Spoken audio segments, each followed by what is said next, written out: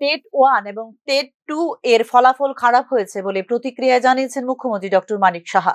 মঙ্গলবার এই বিষয়ে প্রতিক্রিয়া দিতে গিয়ে পরীক্ষার ফলাফল প্রকাশ করতে গিয়ে কোনো রকম ভুল ভ্রান্তি হয়নি বলে নিশ্চিত করেছে টিআরবিটি বলে উল্লেখ করেন মুখ্যমন্ত্রী ডক্টর মানিক সাহা।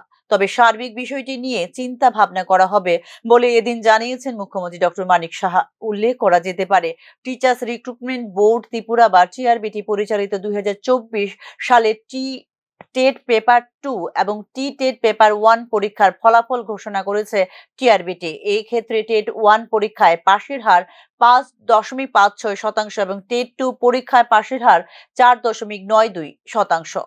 দরবারও এসেছিলেন আপনার বাড়ির সামনে, সেই বিষয়টা নিয়ে আপনি যদি শিক্ষামন্ত্রী কিভাবে বিষয়টা দেখছেন? টেট 1 টেট 2 যে পরীক্ষা, সেটা তো আমি আধিকারিকদের জিজ্ঞেস করেছিলাম যে বিষয়টা কি। ওনারা আমাকে যা জানালো, কারণ হতেই পারে ওরা যদি স্যাটিসফাইড না থাকে তাহলে নিশ্চয়ই ওদের অধিকার রয়েছে। তো আমি এই বিষয়টা জেনে যখন জিজ্ঞেস করলাম, ওনারা বললেন যে আমরা আমাদের যেভাবে কোশ্চেন নিয়ে কথা হচ্ছিল, আমরা আমাদের তরফ থেকে কোনো আমরা মানে ইরেগুলারিটিস দেখিনি।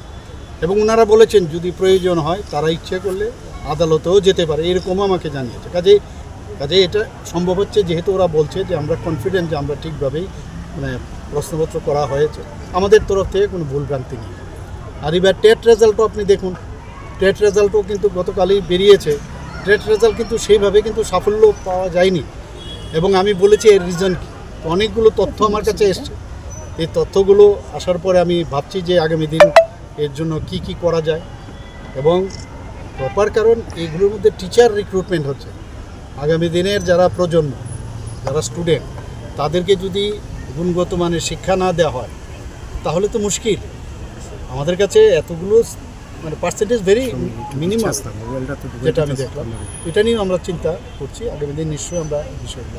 লাস্ট 2-3 বছর ধরে দেখা যাচ্ছে মানে টেটের প্রশ্ন হচ্ছে, মানে প্রশ্নপত্র নিয়ে চ্যালেঞ্জ করছে, মানে ভুল হচ্ছে, সেই বিষয়টা নিয়ে কি? দেখুন, আপনি সর্বভারতীয় স্তরেও যখনই কোনো এন্ট্রান্স এক্সাম হয় ইত্যাদি হয়, সব জায়গার মধ্যে যখন যে স্যাটিসফাইড না হয় সেগুলো নিয়ে কোশ্চেন আসে। এটা ত্রিপুরাতে না, কিন্তু অনেক জায়গায় হয়।